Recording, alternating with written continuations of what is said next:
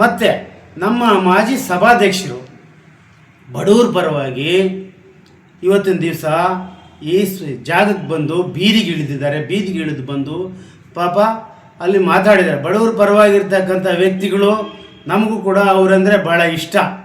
ಅವರು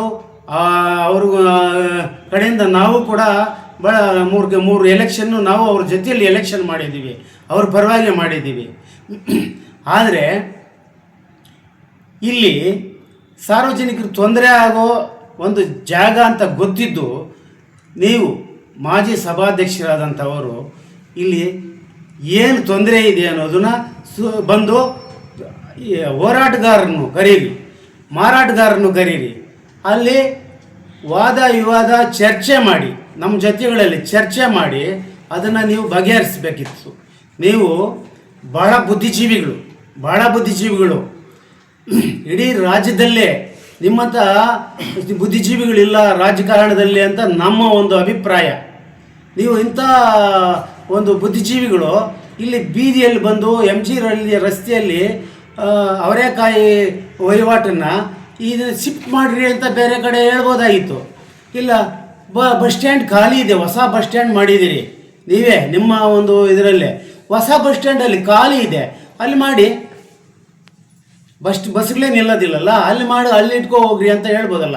ಸಾರ್ವಜನಿಕರಿಗೂ ತೊಂದರೆ ಇಲ್ಲ, ಮಾರಾಟಗಾರರಿಗೂ ತೊಂದರೆ ಇಲ್ಲ, ಪರ್ಚೇಸ್ ಮಾಡೋರಿಗೂ ತೊಂದರೆ ಇಲ್ಲ. ಮತ್ತು ಬಡವ್ರಿಗಾಗಿ ನಾವು ನಮ್ಮ ಜೀವ ಇರೋವರೆಗೂ ಬಡವ್ರಿಗಾಗಿ ಇಲ್ಲಿ ನಿಮ್ಮ ಅಂಗಡಿಗಳು ಇಲ್ಲೇ ಇಟ್ಕೊಳ್ರಿ ಅಂತ ಹೇಳ್ತೀರಿ. ಬಡವ್ರಿಗಾಗಿ ರೈತರಿಗಾಗಿ ಅಂತ ಹೇಳ್ತೀರಲ್ಲ, ಫಾರೆಸ್ಟ್ ಇಲಾಖೆ ಬೆಳೆ ಇದ್ದಂಥ ಬೆಳೆಗಳನ್ನೆಲ್ಲ ಕೊಯ್ಲಿಗೆ ಬಂದಿರತಕ್ಕಂಥ ಫಸಲಿಗೆ ಬಂದಿರತಕ್ಕಂಥ ಬೆಳೆಗಳನ್ನೆಲ್ಲ ನಾಶ ಮಾಡಿದ್ರಲ್ಲ, ಆವಾಗ ನಿಮಗೆ ಯಾಕೆ ಇದ್ರ ಬಗ್ಗೆ, ಬಡವ್ರ ಬಗ್ಗೆ, ರೈತರ ಬಗ್ಗೆ ಕಾಳಜಿ ಬರಲಿಲ್ಲ? ಯಾಕೆ ಬರಲಿಲ್ಲ? ಮಾನ್ಯ ಸಭಾಧ್ಯಕ್ಷರು ಮಾವು ಬಗ್ಗೆ, ಮಾವುದು 3-4 ವರ್ಷಗಳಿಂದ ಬೀದಿಯಲ್ಲಿ ಸುರಿದ್ವಿ, ರೋಡ್ಗಳಲ್ಲಿ ಸುರಿದ್ವಿ, ರೇಟ್ ಇಲ್ಲದೆ. ಇನ್ಶೂರೆನ್ಸ್ ಬಗ್ಗೆ ಹೋರಾಟ ಮಾಡಿದ್ವಿ, ಇನ್ಶೂರೆನ್ಸ್ ಬಗ್ಗೆ ಹೋರಾಟ ಮಾಡಿ ಇನ್ಶೂರೆನ್ಸ್ ಆಫೀಸ್ಗೆಲ್ಲ ಹೋಗಿ ಮುತ್ತಿಗೆ ಹಾಕಿದ್ವಿ. ರೈತರಿಗೆ ಇನ್ಶೂರೆನ್ಸ್ ಬರುವಂಗೆ ಹೋರಾಟಗಾರರೇ ಮಾಡಿದ್ದು. ಹೋರಾಟಗಾರ ಪ್ರತಿಫಲ ಇನ್ಶೂರೆನ್ಸ್ ಆಯಿತು. ಮತ್ತು ಬೆಂಬಲ ಬೆಲೆ ಕೂಡ ಹೋರಾಟಗಾರರ ಪ್ರತಿಫಲ. ನೀವೇನಾದರೂ ಬೀದಿಗಿಳಿದ್ರಾ? ನೀವು ಬೀದಿಗಿಳಿಲಿಲ್ಲ. ಇದು ಯಾವುದು ಅವರೇಕಾಯಿ ಬಡವರು 30 ವರ್ಷ 40 ವರ್ಷದಿಂದ ಇದ್ದಾರೆ ಅಂತ ಇದ್ದಾರೆ. 30-40 ವರ್ಷದಿಂದ ಇದೇ ರೀತಿ ಇರಬೇಕಾ? ಶ್ರೀನಿವಾಸಪುರ ತಾಲೂಕು ಡೆವಲಪ್ಮೆಂಟ್ ಆಗೋದು ಬೇಡವಾ?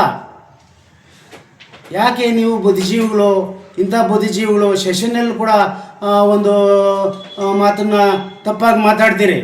ಸೆಷನ್ನಲ್ಲಿ ಮಾತಾಡೋವಾಗ ಕೂಡ ತಪ್ಪಾಗಿ ಮಾತಾಡಿದ್ದೀರಿ. ಕೆಲವು ವಿಷಯಗಳನ್ನೆಲ್ಲ ಅಂಬೇಡ್ಕರ್ ಬಗ್ಗೆ ಹೇಳ್ತೀರಿ, ಸಂವಿಧಾನ ಬಗ್ಗೆ ಮಾತಾಡ್ತೀರಿ.